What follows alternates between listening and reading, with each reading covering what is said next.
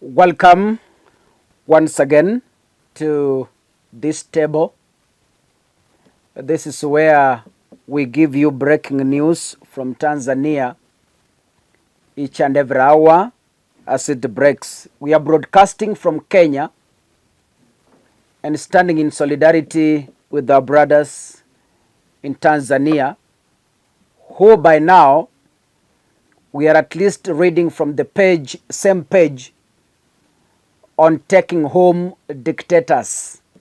Please, in 2027, if our politicians shall have not learned the lesson, we kindly request you to also join us as we have stood in solidarity with you in 2025. In Kenya, we have only 2 years to the general election, and I hope our very own Idi Amin Baba is taking notes in State House. As I am speaking, Tanzania's main opposition party has said that around 700 people have been killed in protests following the 3 days continuous protests since Wednesday through yesterday and today. In a statement, they say, as we speak, the number of deaths in Dar es Salaam is around 350, and there are more than 200 in Mwanza. John Kitoka, who is the Chadema party spokesperson, spoke to AFP referring to a city in northern Tanzania. If we add the figures from other places in the country, we arrive at the total of 700 deaths. So the opposition in Tanzania is telling the media that for the 3 days there has been continuous protests in the country, that is Tanzania. As we speak, 700 people have lost their lives, though we cannot verify the reports, but that is according to the information from Chadema. The party also said that its members are being tortured in hospitals across the country to reach the figure. And the opposition is estimated toll contrasted with that of the United Nations. In a Friday briefing, that's today, UN human rights spokesperson Saif Magango told the Geneva reporters credible sources has indicated that at least 10 deaths at the hands of security forces so far. Yani wale wamekufa au wale wamefariki wakiwa mikononi mwa polisi. And they said they call on the security forces to refrain from the use of unnecessary or disproportionate force, including lethal weapons, against protesters, and to make every effort to de-escalate tensions in the country. As we speak, several vehicles, a petrol station,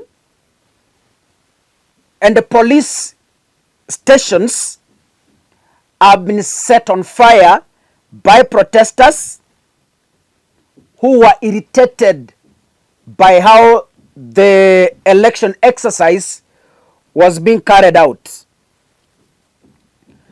The latest development has arrived as hundreds of demonstrators continue to engage the police in what they say they are demanding the National Electoral Body to stop announcing the electoral results. That was demand number one. Demand number two, they say they are calling on for a new constitution. Number three, they say the whole electoral exercise must be nullified or cancelled.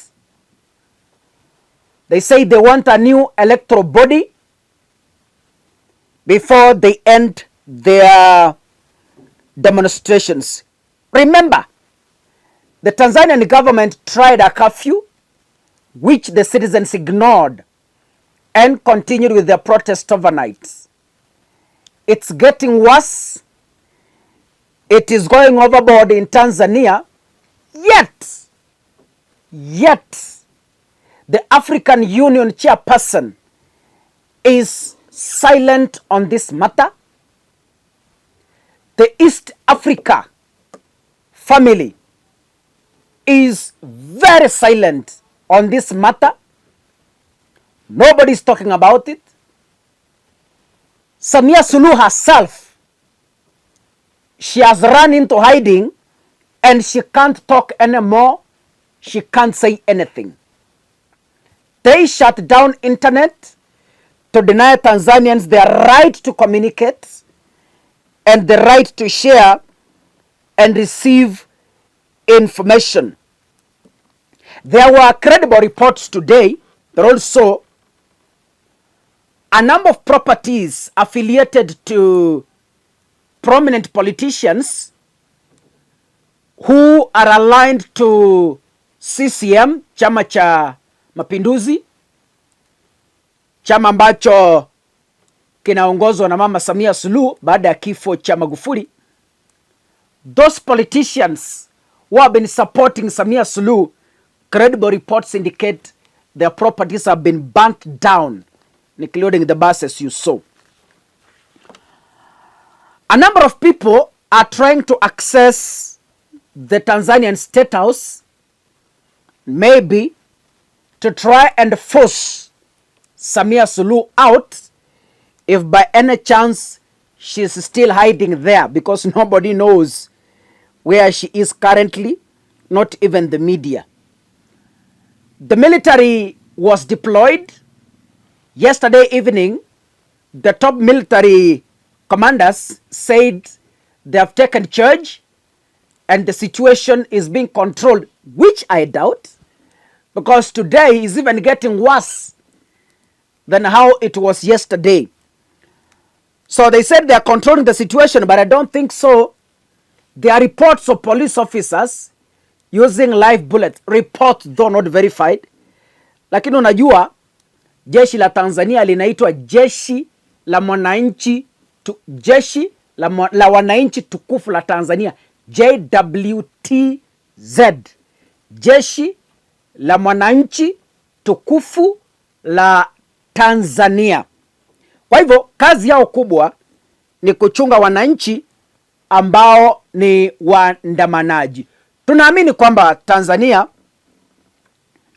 mutaendelea na haya maandamano hadi mwisho, na sisi kutoka Kenya tunawaombea mema. Na kama ni kweli vile Chadema wanasema, if at all it's true that around 700 people have been killed in the protests, from this desk tunasema kwamba poleni sana kwa familia, na wale ambao wameumia tunawatakia afueni ya haraka.